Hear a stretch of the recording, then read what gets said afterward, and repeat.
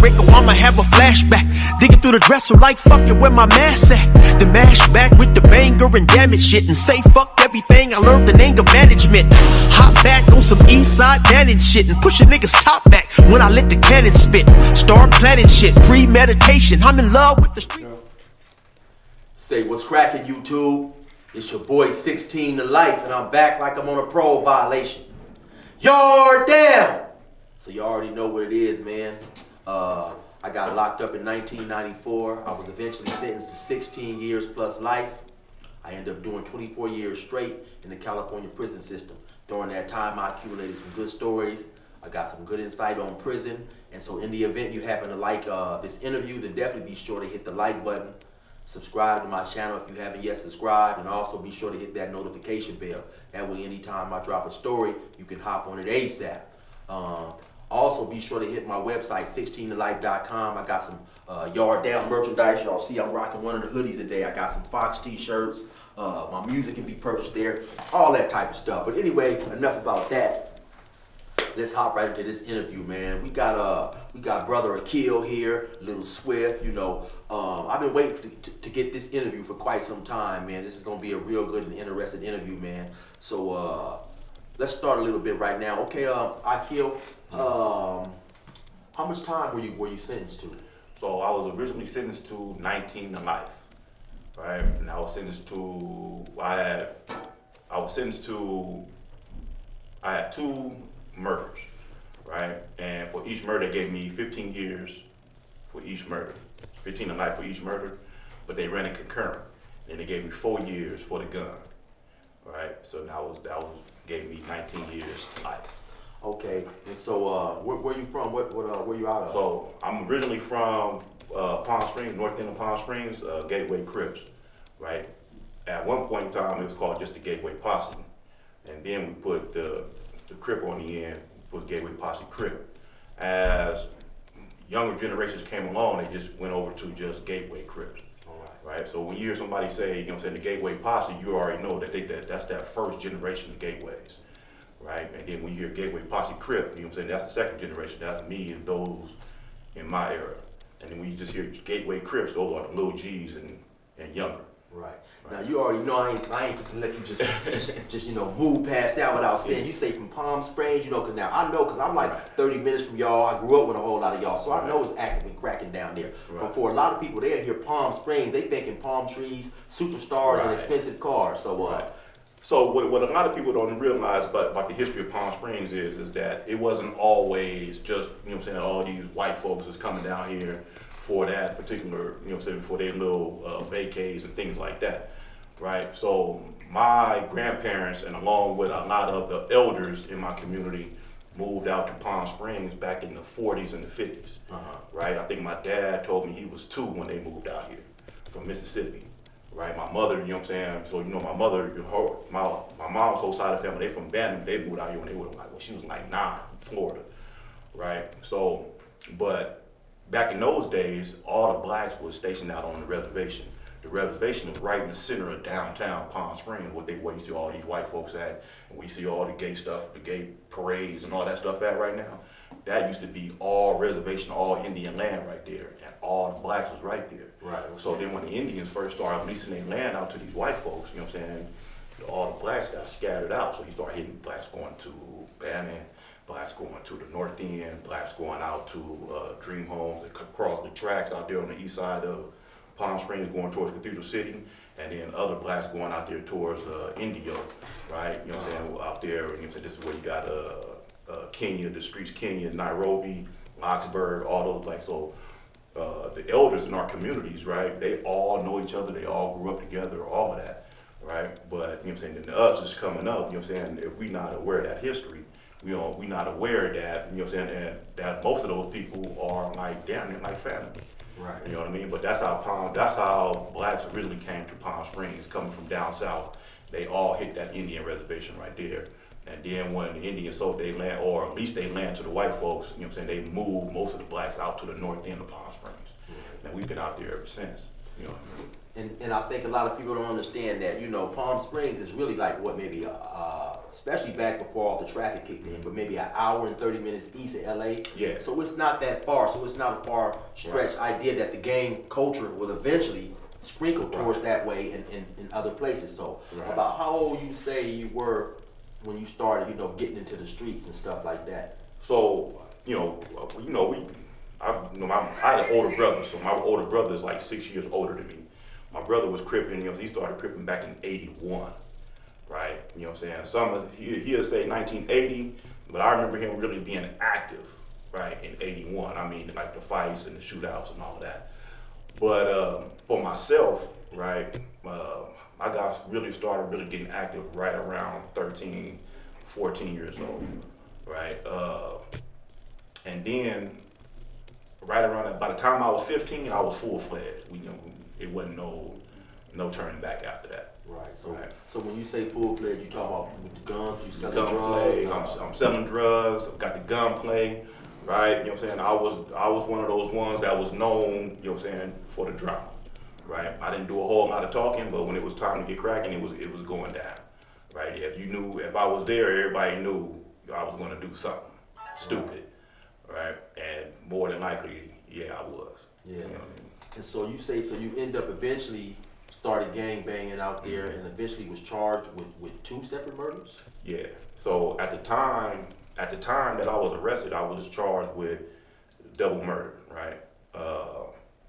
And another thing you have to keep in mind too about Palm Springs is that, right, it's more blacks and messes out there than anything else, right? It's more blacks and messes out there than white folks, right? It's more blacks and messes out there than Asians, right? Even though you got a small Asian population, right? And then it's even more blacks and Mexicans than the actual Indian population who, you know what I'm saying, land that is to begin with. Right.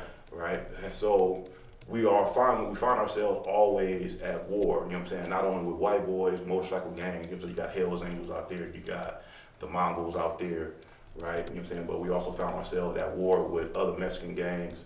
We found ourselves at war with other Asian gangs. We found ourselves at war with Tiger crews. We found ourselves at war with basically anybody who wasn't from the North End, right? So the crime I committed, right, you know what I'm saying, I killed 2 white boys, right? They came out to our neighborhood, they was talking crazy, right? One of them pulled his gun and I got off first, right? So, and that's how that went down. So about how old were you when all this occurred? I was 19 when I got arrested for that crime. Right, I was 19 years old. I was 21 when I was sent to prison. Right, when I hit the main line in prison, I was 21. So let me make sure I get this right. So the 2 white guys came to your hood, they whipped out, you whipped out, and you killed both of them? Yeah. Wow. Right, it was actually 3 of them. The other one lived, right? But I actually tried to kill him too, right? But he lived. So after the crime occurred, how long did it take before you was captured and stuff? And like, give us a little insight on what made your name come up in this incident. The fact that I did it in front of everybody. That's what I. So what time? Not to interrupt, but what time of day was it? Well, I'm gonna give you the whole day. Okay, for sure. So the day was June 20th, 1994. Right. The reason why I remember that day so swell, right, because it's my brother's birthday. So we out partying, hanging out, having fun, right? You know what I'm saying?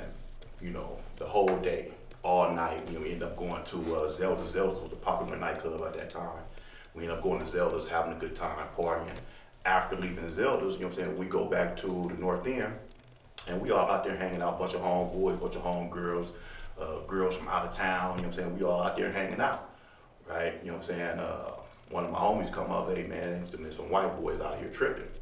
Right? So when I approached the car, right, I thought they were the police at first, right? So then, you know what I'm saying, when I realized, you know what I'm saying, that it wasn't the police, right, I started telling them, hey man, you know what I'm saying, your best bet is just to go ahead and just get on, right? And then that's when all the fat mouthing started. So when he started fat mouthing, that's when, you know what I'm saying, I started saying something back to him. And then when I seen him reach for his gun, that's when I shot him. Okay, well, I got a quick question, because like I say, I used to be down there hanging with some of y'all back in the day, and it was wilding off the chain back there. I'm going to keep it real. You had a lot of dudes from my area who didn't want to go down to the north end. One thing I respected and liked about you guys was always unified. Right. And dudes, like I say, if you wasn't from there, you couldn't be down there. Right. So what was the purpose of these white dudes? Was they down there to buy some dope or something? So they originally came to the north end to buy some drugs, right? Right. You know what I'm saying? And then, so like I said, so everybody thought they was the police, so wouldn't nobody sell to them. Right, okay. Right? And I'm telling them, hey man, y'all need to leave, right?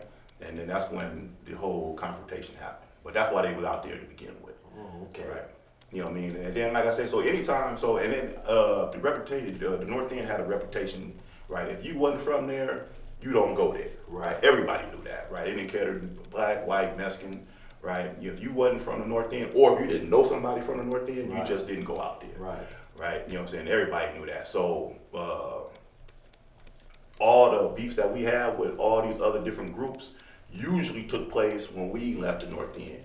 Right? We'd go out there, cause havoc, then come back. But, you know what I'm saying, like I said, didn't nobody never come out there. Right? You know what I'm saying? It's a little different now, you know what I'm saying, from my understanding. But when I was coming up, and even before, you know what I'm saying, doing even my father's middle age, you know what I'm saying, you just didn't come to the North End, right, and do anything. Okay, so how long was it, like I say, once this crime occurred, was your name, did you realize that you was being wanted? The very next day. So the very next day, I went. I remember I'm at home with my daughter's mother. Right, I'm at home chilling. My pops called me up, like, man, you know what I'm saying? They saying that you the one that committed this crime, right?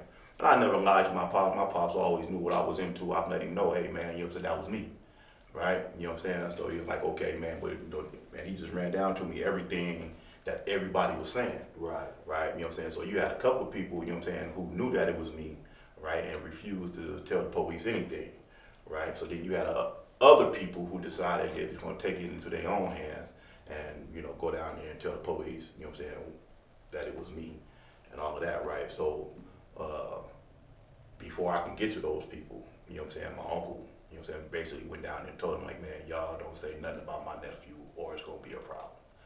And my uncle, you know what I'm saying, pretty much handled that, so I didn't have to say nothing.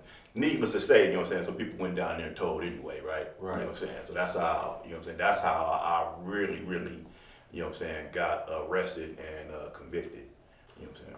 So let me ask you this. Now that looking back, why you think, what was their reason for going down and telling you? Did they feel that you was, basically a menace to society, or? So you had multiple reasons, right? You had some people that was just jealous, right? You know what I'm saying? Because, the saying was, Lil Swift think he's running the hood, right? That was one saying, right? So you had that element of people. Then you had some people who, you know what I'm saying, got arrested, you know what I'm saying, for whatever charges they got, right? And decided to, you know what I'm saying, tell on me in order to get, you know what I'm saying, their charges dropped or to get lesser charges. Right. Right, you know what I'm saying? So you had that element.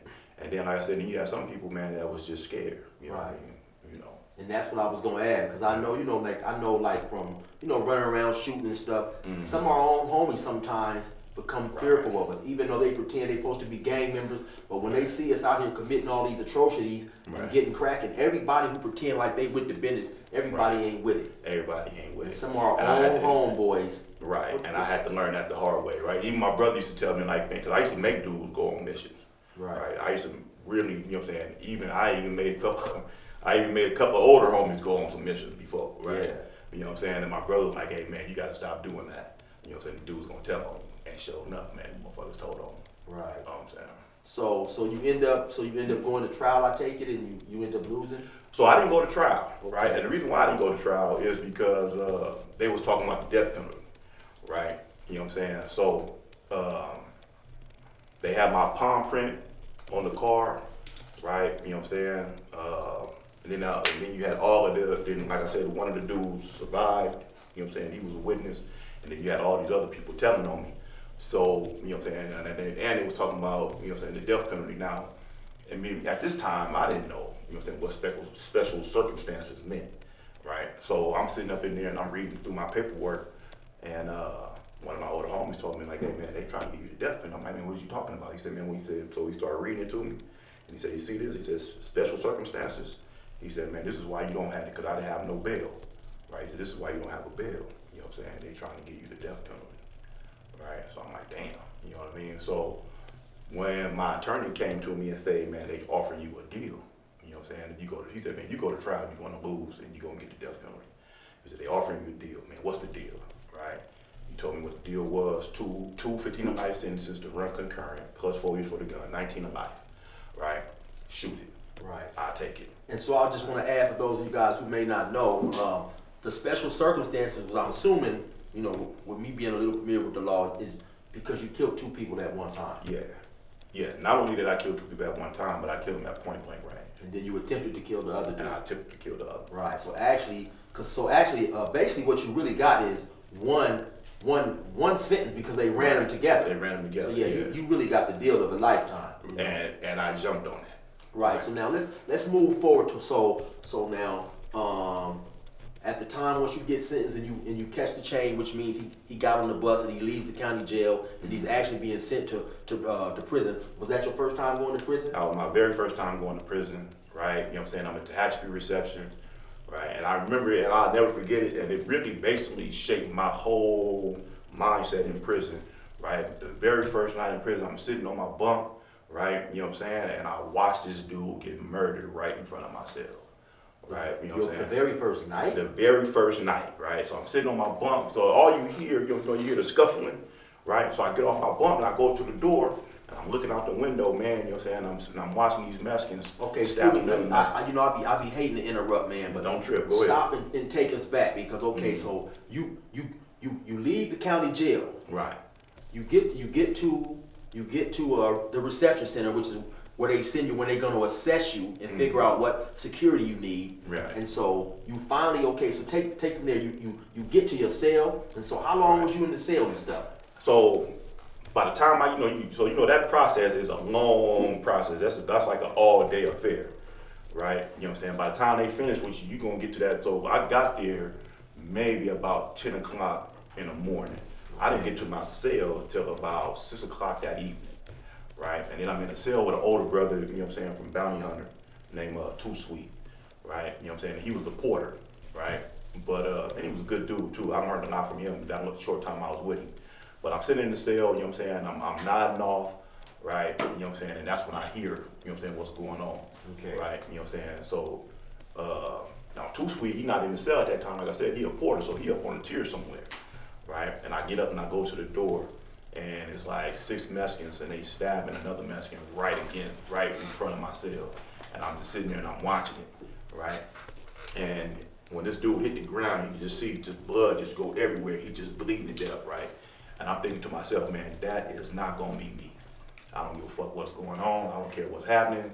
That's not gonna be me. And that shaped my whole mindset for the rest of the time I was in prison. Man, wow. Yeah. And so, as far as you can remember, what was going on? Because a lot of people don't understand it, and that's where I went. I went to Tehachapi too for reception, and I remember this dude got into it with the police, and they immediately came. Because they have actual guns. They have Mini 14s in the gun tower, and this dude was hollering at the police, and they cocked the gun and told him to lay down. So where was the damn gun tower at? So that's the cold part, right? They never should, cause when you first go in, and it's a mind. They play with your mind as soon as you walk up in there, because the first thing you see, you know what I'm saying, is no warning shots. Big old sign on the wall. No warning shots. And then you got bullet holes. If you're looking close enough, you can actually see the bullet holes right there. Certain parts of the wall, yeah, right. You know what I'm saying? So, but the cold part about it is the tower dude never shot. He sat there and watched that hole get down. Right? And I really believe, man, that it was a setup from the jump. Right, because the dude, was a North Indian, he wasn't even supposed to be out. Oh, so right. He had came down from the 4-yard. They got him, in that reception building right there. That was that 5 building. They got him in that building right there. So he come down to come get his food, right? When he come down to come get his food, and Serenos rushed him and they killed him. Wow. Yeah. Wow. Yeah. You know what I'm saying? And the dude in the tower never even pulled the Mini 14 out. He sat there and watched that whole thing. You know what I mean? So that was the first time you witnessed yeah. you witnessed violence in the penitentiary. So right. From Tehachapi Eventually, after you saw the counselor, you was assessed. Where did they end up? They sent me or did to- they? so I was Did supposed you to go see to- anything else in the hatchery? You know, There was a few things. Well, after that, there was like some fist fights. You know what I'm saying? You seen some fist fights. Nothing major, Nothing really major, right? You know what I'm saying? Matter of fact, I think I seen you get out. You know what I'm saying? With some. No, matter of fact, yeah, I seen you get out with somebody. Or he didn't want to fight. Oh, I didn't know. Okay, I didn't know you was there. So on the yard. after they moved me from 5 building, they moved me to the 3 building, right? You was there. You know what I'm saying? Dan Tanner, a few others. Yeah, see, that's crazy, Right. y'all. I remember a lot of stories. I didn't remember running Right. across you until Ironwoods. I didn't know. Yeah. So matter of fact, we chopped it up. You know what I'm saying, on the yard for a minute, but then I think you left like maybe about 2 or 3 weeks later. Yeah. You know what I'm saying? Yeah, But I think I told that story, man. I caught my celly going through my pictures, man. I got my bing, bing, bing, bing, putting the things on it. But that's another story, though. Yeah. I remember that. This is your interview. Yeah, that's I crazy, remember 'cause that. I didn't remember. I don't remember running across you. Yeah. Well, okay. So anyway, they end up sending you to. Salinas Valley. I was supposed to go to Calipat.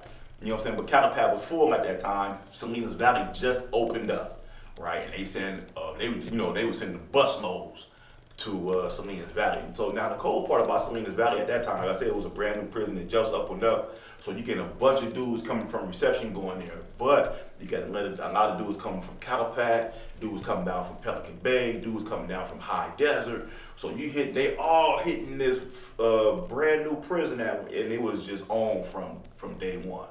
Right. You know what I'm saying? So I get there, man, they still had chalk on the walls and plastic on the bunks. Right? You know what I'm saying? I'm in 8 building, right? You know what I'm saying? On C-Yard, 8 building.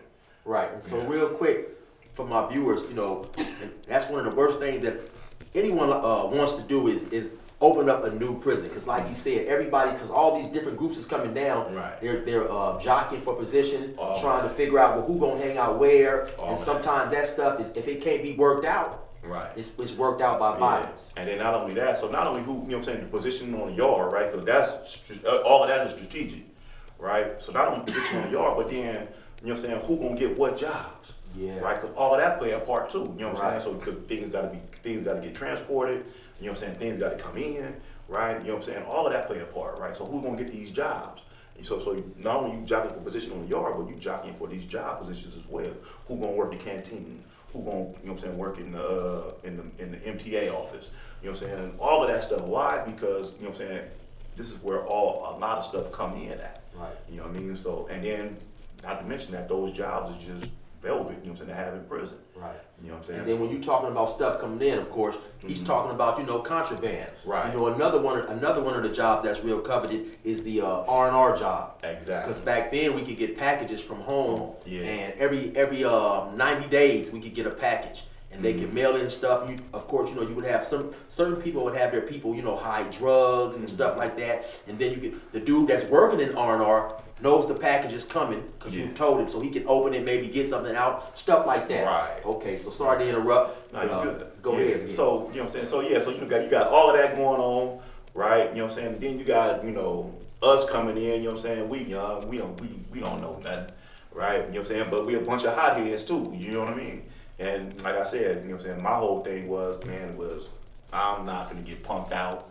I'm not finna get beat up. I'm not finna get killed. None of that, right? You know what I'm saying? So, if it was on, it was on. Okay, and then let me ask you a question, because I can relate to this as well, by me and you both being from more smaller areas, Right. and we don't get to prison and, like say if you're from a bigger city, any prison you hit, you're gonna run across one of your homeboys, you know? Right. We don't be in spots where we're gonna always have a lot of homies. So what was it like up in there being you were young, first Right. time to the pen, and back then you were more of a smaller type individual, Right. you know what I'm saying? But you had the mind of a rider. So what's it like being there when you don't have a lot of homies on the yard? What did you do? So it's first of all, man, it's lonely as hell, right? Not knowing nobody. Don't nobody know you. You don't know nobody, right? So it can get kind of lonely, you know what I'm saying? Then you always got in the back of your mind, you know what I'm saying, people who do befriend you, right? You know what I'm saying? What they got up their sleeve. You know what I'm saying?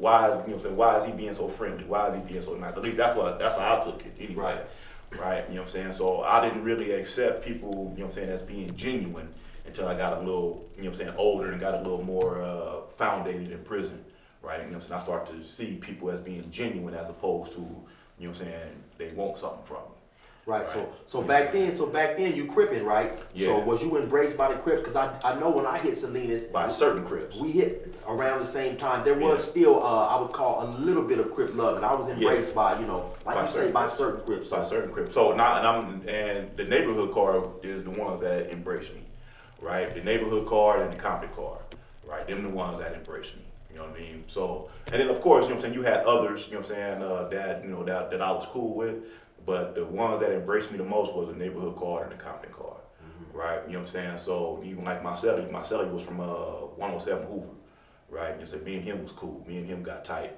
But, you know what I'm saying, but as far as the rest of the Hoovers went, you know what I'm saying, I didn't really, you know, didn't know him like that. Right. But I knew him, so I used to mess with him, right? You know what I'm saying? But you have a brother, you know what I'm saying, brother Steve-O, man, he was from 6-0, from 60s.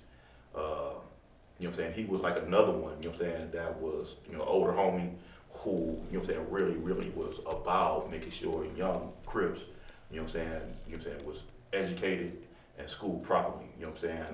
The boy Ebo from Compton, you know what I'm saying, he was another one. You know what I'm saying? He was about, you know what I'm saying, making sure young homies was educated and schooled properly. Lebo, you know what I'm saying, from Compton, you know what I'm saying, was another one who, you know what I'm saying, made sure, you know what I'm saying, we was educated and schooled properly. You know what I'm saying? So you had, and then, like I said, you know what I'm saying, you had cats from 6-0, cats from 9-0, who, you know what I'm saying, just, you know what I'm saying, just embraced me. You know what I mean? You know, like that, a couple of homies from UG, you know what I'm saying, they, you know what I'm saying, embraced me. So, you know what I'm saying, it was cool that way. My boy, he was from Raymond. Me and him got real tight, you know what I mean? We was cool, you know, Right. like that. So let me ask you a question. So when you say you had these older Crips who made sure that you was educated, well, what type of education are you referring to? So the very first thing, man, is, you know what I'm saying, did you know how to make a knife? That was the very first thing, you know what I'm saying? Do you know how to make a knife? You know what I'm saying? Okay. You know what I'm saying? If you know how to make a knife, cool. You know what I'm saying? Go in there and make one, bring it back out to me, right? And then they will critique it, right? You know what I'm saying? Look, man, this is what just sort of like a prison type, college type shit. On the real, for real. Yeah. Watch this though, right? You know what I'm saying? And they will critique it, right? They showed me how to make the bomb, right? They showed me how to melt the plastic, how to shape and mold it if you have metal. You know what I'm saying? You know what I'm saying? So excuse me, for those who don't know, explain you this. Now you say they showed you how to make the bomb. The bomb, right? So you'll take some toilet paper, you'll wrap it around your hand, you know what I'm saying? You'll real tight, right? And then you're gonna fold it in at the bottom, fold it in at the top, and then you're gonna light it from the bottom. It's gonna come up from the top, it's gonna be like a little flame right there. Right. Right? You know what I'm saying? And then you're gonna take whatever it is you got, whether it be plastic or whether you're just putting it. So if you got plastic, you're gonna make a plastic knife, you know what I'm saying? Or you're gonna make a plastic handle for, you know what I'm saying, if you got a metal rod or something like that. Or if you got a flat, right? You know what I'm saying? So they showed you how to make all of that, and then after they showed you how to make that, they want you to go in there, make it, and then bring it back out to them so they can critique it. They can show you what you was wrong, you know what you did right, you know what I'm saying, and so on and so forth, right? So you knew how to make the knife. Then after you make that knife, right, they want to show you how to protect yourself from, because other people know how to make knives too. So how do you protect yourself? So they want to show you that, right? And then the next thing they want to do, you know what I'm saying, make sure that you're in shape, you know what I'm saying. So they had us busting down. You know what I'm saying? That's where, you know what I'm saying, I remember when I couldn't even do 25 burpees. You know what I'm saying? I did 25 burpees, was damn near about to die. Yeah. You know what I mean? So just getting in shape, you know what I'm saying, in that aspect. So then they seen that I like to read, right? You know what I'm saying? So they started giving me all of this literature, you know what I'm saying? And just basically, man, just building me up. You know what I mean? Right. Yeah. So when you say busting down, for those of y'all who don't familiar with the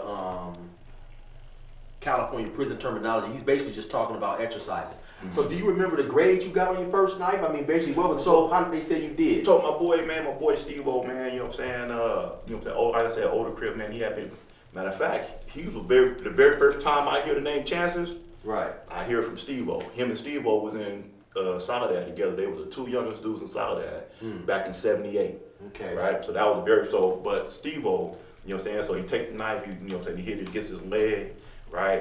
And he tell me, he said, man, this is a little flimsy, right? He said, man, when you go back in there, this is what you do. You know what I'm saying? So you want to tighten it up around the handle part. Right. You know what I'm saying? So when you hit somebody, it just don't break. you know what I'm saying, it'll slide up in them. And then if it break while it's up in them, that's what you want. He said, but you don't want it to break before it hit him.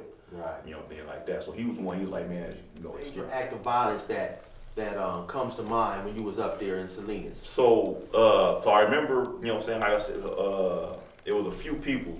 So the way the yard was set up, so you know, it wasn't